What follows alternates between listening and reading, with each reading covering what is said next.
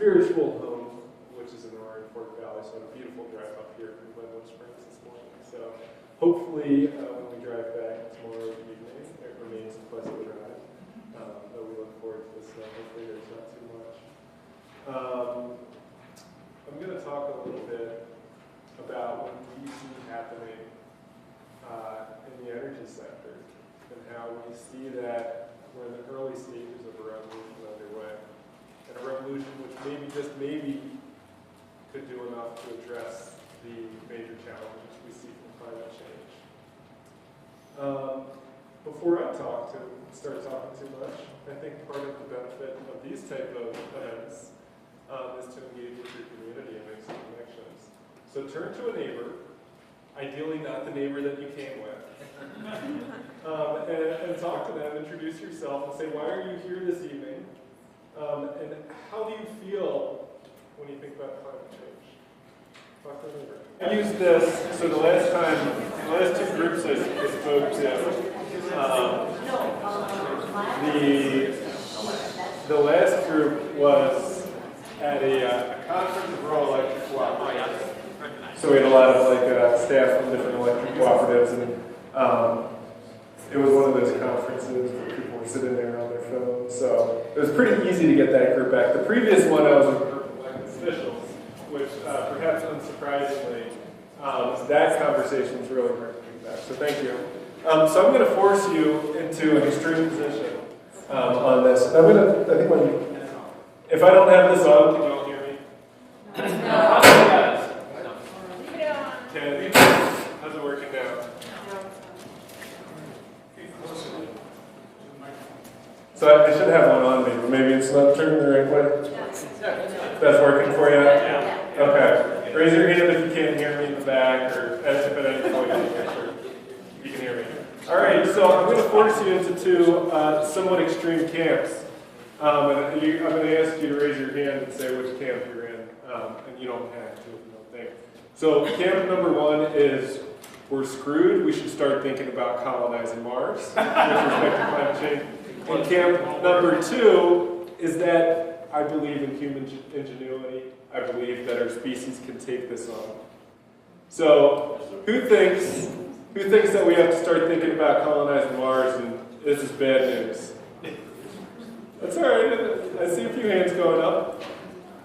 Who thinks that we can take this one on and we can handle climate change? Well, this is good to see there's some optimism here. I'm not sure if that's reflecting that you guys aren't in recent conversations. I guess there's a Colorado state scientist. But I'll share my perspective a little bit, how it's evolved over time, and share some facts about what we're seeing where I'll invite you at the end. I don't want to dissuade you from the perspective that this is a big problem, but I'm going to invite you and share some positive examples of good things that we see happening. I'm going to talk a little bit about broadly what we see in the energy sector and a revolution that's taking place. And I'm also going to talk a little bit about the work that we're doing at Rocky Mountain Institute. So first, kind of my personal narrative and how I got to the work that I'm doing today. So I first heard about climate change when I was in high school, probably around year 2000 or so. And it seemed really compelling. It seemed really important. I brought that with me when I went to college, university. But at that time, so early 2000s, it was like, wow, this is really important. What am I going to do? So we need, I can do these little actions, but are they going to get us far enough? We can try to get policy to change and go to Washington and get things to change, but that seems so challenging. There's so many issues there. Maybe, just maybe, we'll have this moonshot technology which could address things. And ultimately, I was fairly discouraged from it. And I went to college, and after college, and chose a different career path. It was something that was important to me, but I didn't really see the opportunity for me to make the impact that I thought was important. So I thought about it, did other types of work, but it was still an issue that I kept coming back to. I thought was really important, really the most important issue of our time, climate change. How do we address it? I guess it was, a decade, half a decade later, I was thinking about graduate school and thinking about my options, and it seemed like things were starting to shift then. You know, at first my perspective has always been, how can we address climate change when our society is set up in such a way that it's just, you know, diametrically opposed to addressing it, when our capitalist system is opposed to it? How can we do that? But around that time, I started reading things. One of the things I read was Natural Capitalism, which was written by Rocky Mountain Institute's founder, Avery Levin. It's sort of this idea that, well, maybe we can harness capitalism. Maybe we can actually harness our systems to address these big challenges in the way that capitalism and our systems have repeatedly addressed some of the big challenges facing humanity. So, okay, that's interesting.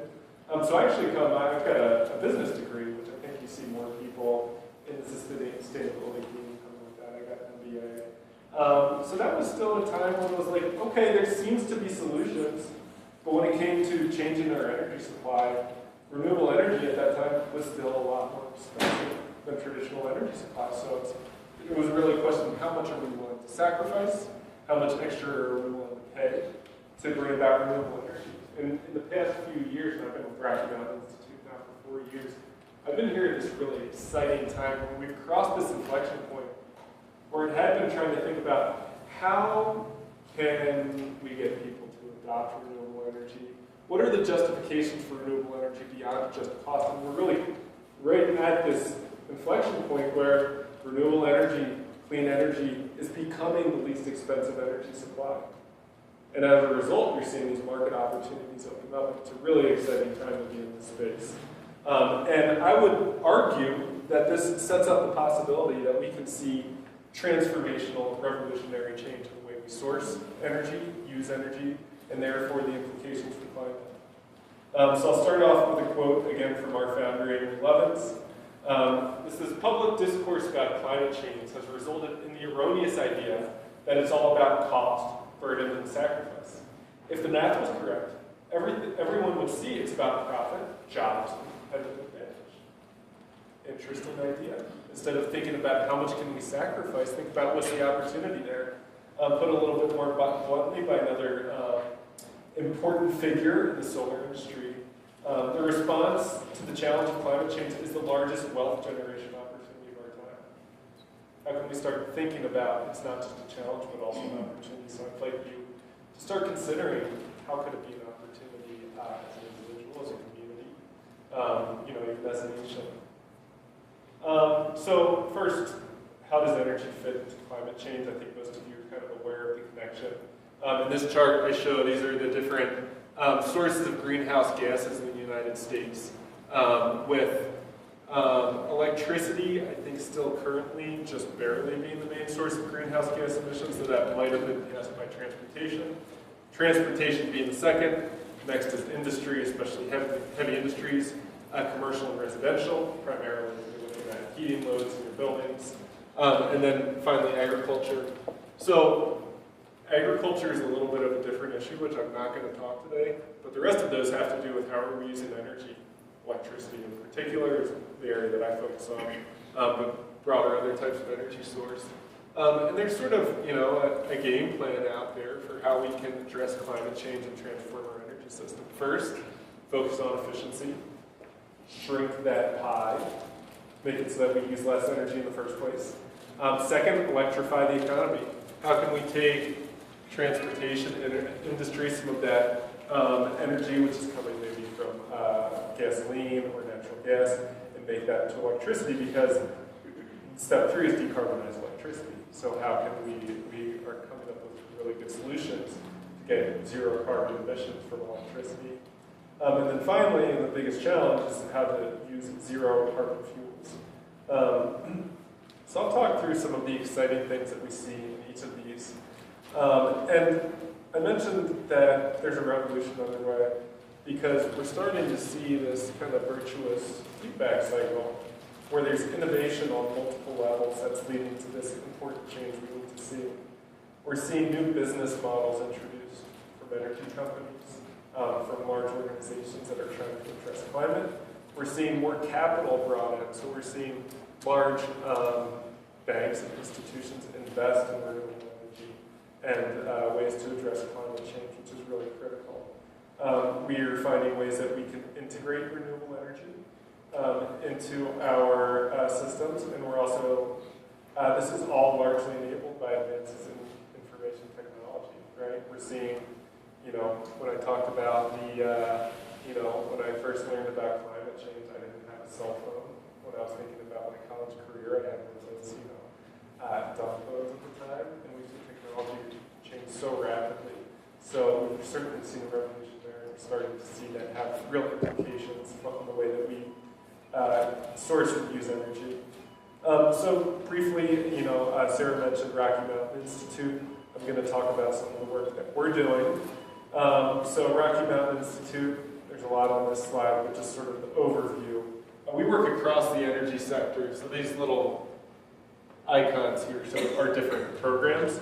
But we have programs working on transportation, working on electricity, working on buildings, energy efficiency. We have increasingly programs that are working in developing economies, China, Africa, India, island economies. And we also have a program that's looking at methane emissions. We were started in Old Snowmass, Colorado. So Old Snowmass is technically Snowmass before Snowmass Village was born. We started off in Old Snowmass, Colorado. We moved down the road to our offices in Salt Net. But we've become a global organization from those roots, and we have offices in Boulder, New York, Washington, D.C., Beijing, and I think soon to be in India, as well as operations in several other countries. The way we work is that we start by identifying opportunities. Part of what we do is we're a think tank, so we generate breakthrough insights. We think really hard. We do research. Then we partner with organizations. We partner with early adopters. We create replicable solutions. We engage with the market to scale solutions. And we scale impact to transform the global energy use. So we've been around for around 30 years, and I think when we were starting off, really a lot of our work was on that far side of the spectrum. You know, back in 1983, when we were talking about renewable energy, energy efficiency, we were sort of planting the seeds of ideas, and there were some early adopters who were there saying, okay, I believe that. I'll go with you on that. We're in an interesting time where we're kind of shifting to the other side of the spectrum. We're not really looking for people to pilot those first ideas. We're saying, okay, somebody's demonstrated cost-effective solutions for renewable energy, energy efficiency. How can we get more people to do it, more people to do it faster to respond to the imperative of climate change? Our mission is we transform global energy use to create a clean, prosperous, and secure low-carbon future. All right, so I was going to talk about those components of addressing climate change. First is to increase efficiency. Good news. We're becoming more efficient. We're becoming more efficient as a society. So this is happening in energy across the U.S. economy, whether it's natural gas, gasoline, or electricity. This graph just shows electricity. So on the y-axis, we have terawatt hours of electricity consumed. On the x-axis, we have years. And you see an interesting trend over time. Our electricity consumption has increased. And then it's stopped. The past 10 years or so, it's really leveled off. You can see there's a little dip there that's associated with the recession, when we saw a significant decline in economic activity. But even after that time, as the economy's picked up again, we're seeing that we're able to generate more wealth, create better quality of life, but we don't necessarily need more energy energy and electricity to do so. So it's a really interesting thing that we're starting to see happen. It'd be really exciting to see if that starts declining, but we're already seeing progress, right? The idea that this even could be the case was a heresy 30 years ago, where the expectation was that if you wanted to increase GDP, if you wanted to improve quality of life, well, that would require that you needed more energy. That would require that you need to keep digging deeper to find more, gas resources, oil resources to provide that quality of life. But now we're starting to see these are a little bit disassociated. And another chart that sort of demonstrates that fact. So here, we've got on the y-axis an index that shows U.S. primary energy use per dollar of gross domestic product. So back in 1975 in this instance, the expectation in this yellow chart coming from government and industry was that if we're going to grow our economy, we need to grow our energy use at the same rate. This green line here was, again, our founder Avery Lovins came out with this report in Foreign Affairs in 1976 in the heart of the energy crisis and said, wait, we have this energy crisis at hand. We want to improve our quality of life, but we have these issues sourcing energy. So why don't we think about energy efficiency? And why don't we consider the fact that we can continue to grow our economies without increasing the amount of energy we use? So that was his prediction over time. He says, well, our economy can become more efficient. We can grow without using more energy. This blue line here showed what's actually happened, which is pretty close to what Avery predicted that back then. Purple is our prediction, Rocky Mountain Institute, from a report we wrote several years ago called Reinventing Fire. That was sort of our vision for how we can transform the U.S. economy towards lower carbon while still growing the economy, and in fact growing the economy faster. So let's dig a little bit into why is the economy becoming more efficient. So I think underlying a lot of the advances we see in energy efficiency is that mineral, which is the same thing that's driving some of the advances we're seeing in information technology. Silicon, so I'm going to talk about a couple of ways that happens. Silicon behind LED lighting, silicon behind the technologies we use, information technologies and computers, which are really driving a lot of ways we get more energy efficiency. Another chart. So this one shows, so if we expect a revolution to happen, right, that's not going to happen if there's incremental growth, if there's incremental change in business as usual. We need to see this kind of hockey stick exponential growth if we're going to address climate change. So I'm going to show a couple examples of where we kind of see that happening. So this chart, it's showing on the y-axis we have luminous efficacy, which is the lumens, the amount of energy of light created by a light bulb per watt, which is the amount of energy. So we can see these incredible improvements from LED lighting, where it's gone from efficiencies down here to dramatic increase where LEDs are becoming much more efficient and they're becoming much more cost effective. This is important because LEDs or lighting is one of the main electricity uses in a lot of buildings.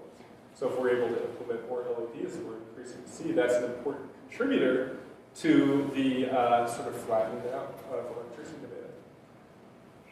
Okay, what else can we do? So as our technology improves, we're able to access a lot lower cost sensors, devices, but we're not necessarily using those as smart as we could. So an example, some of you may still have at home, because sometimes we use it. A printer, maybe it's a printer that you bought for about $100. That printer likely can send you an automated email when its ink is low and says, has that sensor there, it sends out an email. It doesn't cost a lot to do that. That's probably minimal compared to the cost of the system. But what about our HVAC systems? Maybe it costs $10,000. Does it send you an email when it needs a new filter? And its efficiency and performance is declined as a result. Some of them do. Increasingly, it's something we're seeing happening. But when we look at HVAC and we look at other building energy uses, there's a lot of opportunities to start to use these technologies and sensors that really become commonplace in a lot of technology to implement those to increase energy efficiency. What else is information technology doing? Clearly, our IT companies, for better or worse, are learning how to capture and use a lot of information and to manipulate people's decisions as a result. So we've seen these past couple of weeks how that might be used for not ideal manipulative purposes, through Facebook or whatever it might be. But we also see some interesting examples of how companies are using that to help promote energy efficiency. A lot of you might be familiar with nested thermostats, which can be automated and can help reduce the amount of energy a home uses.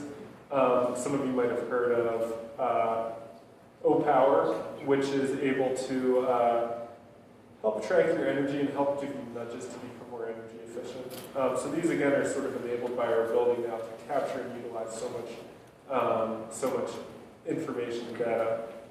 So it's not just information, technology that's doing everything. Also, a lot of it's coming down to really smart design by people. So smart design improves building efficiency without sacrificing performance. Here I have a picture of my office in Basalt, Colorado, Rocky Mountain Institute's Innovation Center. So we're in a climate that's not quite as cold as it is here, but we're at about 7,000 feet in the mountains, so you know that the climate can be pretty extreme. When we set about building a new office, we really wanted to put into practice our design principles. So our building, which has tours, and you can check out our website, come visit us sometime if you're in the area, uses 74% less energy than the average office building in Colorado, in the climate. So I think if you're able to, and I sit in that building every day and I'm not uncomfortable, it's not because the thermostat's way up and way down. It's because there's been really smart design to think about how we can increase the efficiency of the building. We're able to make the building efficient enough that we're able to put enough solar on the roof to cover the energy uses of the building, as well as several electric vehicles which can come charge. So it's a net zero building and can also provide for vehicle transportation. So there are examples out there, and increasing examples of how we can really use smart design. And I'm sure there's examples throughout this community of people's homes and buildings of how we can use smart design to be dramatically more efficient. And how amazing is that you can just, you don't have to really be concerned about what's coming from the power grid if your building is producing the energy it needs and the energy that it uses, as well as powering your transportation. Just quickly to a couple other examples. So it's not just our office building. Rocky Mountain Institute works with across industry and the federal government. I think two examples of what we did is we worked at the Empire State Building to do a retrofit of that building. So we didn't need to build a new Empire State Building, but we were able to go in and work with the owners as well as some engineering companies to figure out how to retrofit the building to save 2/5 of the energy used by the building and to be able to get a 3-year payback on all of the investments put into place. Another example is the Byron Rogers Federal Complex, where we were able to get 70% energy savings in a historic building through integrated design. Energy efficiency, that's always where we start. And then we can think about electrifying the economy. I would argue that maybe we think about renewable electricity first, but I'll stick and we'll think about electrifying the economy. So if you remember before, there were sort of two big components to that, transportation and industry. I'll talk about transportation. So here's a quick quote. Prices on electric cars will continue to drop until they're within reach of the average fare. Exciting news. That actually came from the Washington Post in 1915. So the electric vehicles are not entirely new, but they certainly have a new life now, and it certainly seems like there's unstoppable momentum. There's a lot of nation states that believe that.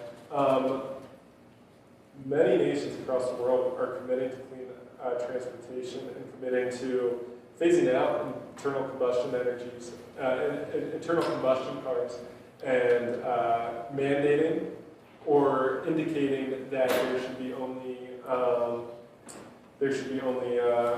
electric vehicles in the future. So on this list, let's see, United Kingdom mandated that there be no new production of internal combustion vehicles by 2040. France has said they're going to ban sales of internal combustion personal cars by 2040. Norway is going to phase out new cars by 2025, internal combustion. Netherlands is going to require by 2030. Germany is similar. India is kind of the most exciting one there, because I think as you're familiar, and well, India has 1 billion people, so it's a pretty big impact compared to the rest of these. And they've committed by 2030 to have all electric, all new cars be electric cars in the country. So why is this happening? First, EVs are becoming cost-effective. Some might argue that they're already there. Some might argue that they're coming there. Another chart I get to talk you through. So this on the y-axis shows the total cost of ownership, which is an important metric to consider if you're making a vehicle decision. So it's not just what's the sticker price, but how much is it going to cost me to operate that vehicle, in this instance, over 5 years. You can see there's big numbers on the y-axis because instead of being based on an individual car, this is based upon a fleet of 30 vehicles that could be owned by some municipal fleet or otherwise. So what's the difference? So starting from the bottom, fuel for electric vehicles costs a lot less than it does to purchase gasoline for internal combustion energies. Vehicles, that's largely because electric vehicles are just extremely efficient. That's just the nature of their engines, or their motors. The next bar is maintenance. So electric vehicles have a lot less moving parts than internal combustion vehicles. So we're finding that maintenance costs over time are significantly lower. And we're really just learning what those are going to look out, as vehicles hit 100,000, 200,000, 500,000 miles, it really remains to be seen how long these vehicles are going to be on the road. Insurance costs, I think, are pretty much the same. So then, the main difference now is electric vehicles are more expensive. As you can see in this chart, if it weren't for that top part, tax benefits, the economics would be flipped. There's tax benefits currently that reduced here in Colorado's cost to purchase these vehicles because they are more expensive. But compare that to if we did, this was from last year, compare that to the analysis we've done 3, 4, 5 years ago, would have been a lot different because electric vehicles were a lot more expensive. So we're starting to see, again, sort of the cusp of that, price equivalency. And as we're seeing, as more and more of these electric vehicles are produced, the batteries become more cost effective. The cost to produce each one becomes a lot more cost effective. So we're seeing the economics improve. So besides being cost effective, they're also fun to drive. Anybody who's been in a Tesla, they're pretty cool cars. You should try to test one out if you ever get a chance. All right, now what's RMI doing on this work? So we've got a mobility practice in the U.S. that's been doing a lot of work, particularly in the city of Austin, as well as the city of Denver. We also have a group that's been doing some really exciting work in India. So, you might have heard India's really taken the crown over from China for having the worst air quality. I think Delhi was setting records this past, really only a few months ago, with really awful air quality. And not to mention the amount of time that's wasted in congestion and traffic. And not to mention that more and more people are achieving middle class and able to purchase a car. So it doesn't, the path forward doesn't look good, and it certainly doesn't look good if India proceeds on a path similar to what the West did, similar to what the United States did. So we're working with the government of India and several organizations over in India to leapfrog to a new mobility paradigm. So instead of following the traditional path that we've seen, moving towards single-user, vehicle-centric, which can be expensive, including unsafe, especially in countries where traffic laws are not really well respected, inefficient and inaccessible. We're looking at ways to help them move directly to a vehicle that is shared, electric, and connected. So shared means, why have a single person in each car? What are opportunities to be able to have shared vehicles? How can that be enabled through ride-sharing technologies, platforms, etc.? Electric, how can we use electric instead of gas? And connected, so sort of this idea, again, using information technology. That's a seamless transportation experience. So maybe you're riding your bike to get on the bus, to get a ride share to your final destination, thinking about ways that we can use those technologies. Finally, this is the part that I focus on, shifting to renewable energy, especially renewable electricity. So some more good news and another busy chart here. Thanks for your patience sticking with me on these. I'll talk about this one over here first.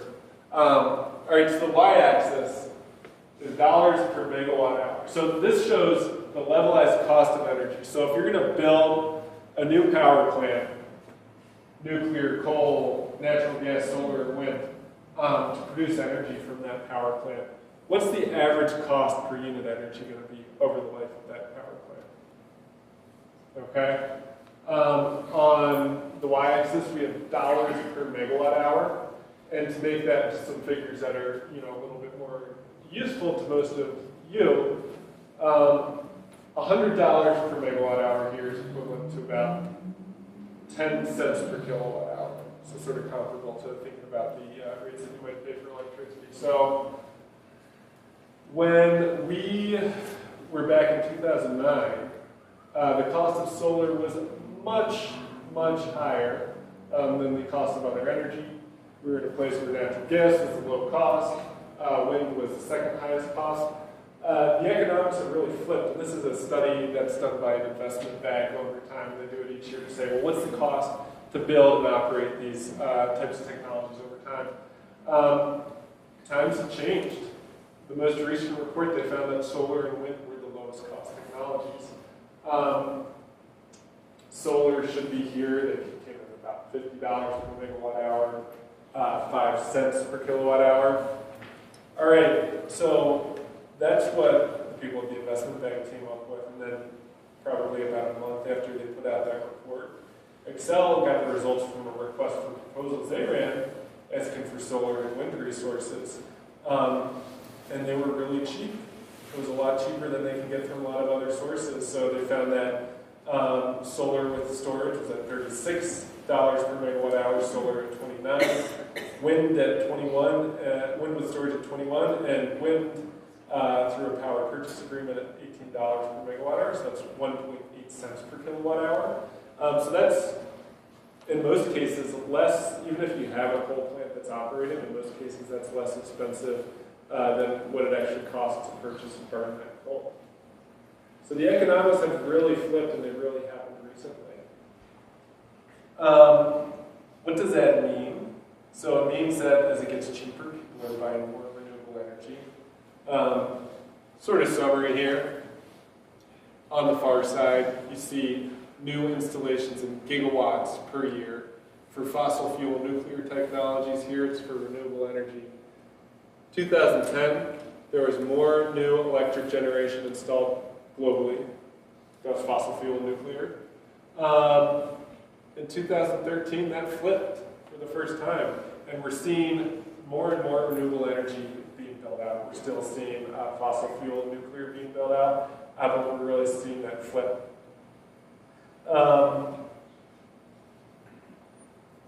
That's coming home, and I think Colorado, there's some really exciting news as utilities are starting to take notice and say, hey, actually I don't need to fight these things anymore. I can actually embrace them and save money. So I think two examples is Platte River Power Authority, which serves Fort Collins, Longmont, and a few other cities on the Front Range, has put out a plan recently, or put out a proposal, a study that looked at what would it cost our ratepayers if, instead of sort of business as usual, we shifted to a carbon-free future, a carbon-free electricity supply. Basically what they found, for a variety of reasons, it costs a little bit more. But it only costs a little bit more, which is amazing. If we're thinking about what does it take to address climate change, we're able to pay just a little bit more, and they're able to provide an integrated, fully delivered renewable energy supply. Excel Colorado is right on board with that. They released the Colorado Energy Plan, which basically is their strategy, and I'll show it in this next slide. Excel, this is the largest utility in Colorado and also provides the power to the Yampa Valley here. Their plan to shift their power to supply to mostly renewables, in this instance by 2026. And the reason they did it is because they realized it could save them money and it could make their shareholders more money. Bottom line. So it's really exciting to see that changing. And Colorado's in a really exciting position when it comes to renewable energy because we've got a lot of really great wind resource, especially on the eastern plains, as well as nearby in Wyoming. We have some really strong solar resource in some communities up here in the mountains. We have some really great hydro resource as well. All right, so I'll talk a little bit about the work that I've been doing. So I work at a program right now that's called Shine Initiative. So our vision is to provide clean, affordable electricity to every American. And basically the way we come in is we say, well, if we can help make solar cheaper and help make it easier for communities to access, then we can get more of it out there. I've been working mostly with rural electric cooperatives and municipal utilities. So we've been supporting communities in New Mexico, New York, Colorado recently on procuring solar and doing so at lower prices. I'm going to show you another chart with a bunch of data that I showed to a group earlier that was talking about solar. And I'm going to show a couple of insights which I think are important insights from my work, and this really gets people's notice when I'm talking to electric cooperatives, and I'll talk through this. So. All right, y-axis here, I get a cost of solar. And these are bids from requests for proposals that we ran. Here I have, and I'm going to focus on Colorado. So we ran a bid for a group of electric cooperatives in Colorado. And we had about 30 solar developers respond. We asked them for we asked for prices for the exact same project. And the typical bid, sort of the average of all these, was 20% higher than the lowest bid, and the highest bids, the top 90%, were 28% higher than the median bid, so almost 50% higher than the lowest bids. So why does this matter? I think this indicates one of the reasons that we think that solar is going to keep getting cheaper is it's kind of not a very mature industry. You wouldn't have in most other industries that are mature, if people are trying to sell you the exact same product, you're going to see convergence of those prices. But solar is really in its early stages. So these developers thought they were putting their best prices out there, and they really were, but we're really in early stages. So this sort of this reinforces work that we did that says, okay, if we help communities access solar, we can help them get lower prices. And therefore, we can help make more projects happen. The other thing that we've done is we've aggregated demand between different communities, between different co-ops in the region, and we've also found that that's able to reduce prices. All right, the last one's the trickiest one, and I'm going to be honest, this is the one that we haven't figured out yet. This is the one that probably 10 years from now we would be here saying, we're just on the edge. We're almost there with zero carbon fuels. It is something that we're working on, so thinking about ways that we can use fuels, because ultimately it's going to be really challenging to use renewable electricity to fly an airplane, for example, to power a lot of our industrial functions. We have a group that's working on accelerating sustainable aviation fuel at Rocky Mountain Institute. They're working with progressive airports to drive the use of commercially available sustainable fuel blends.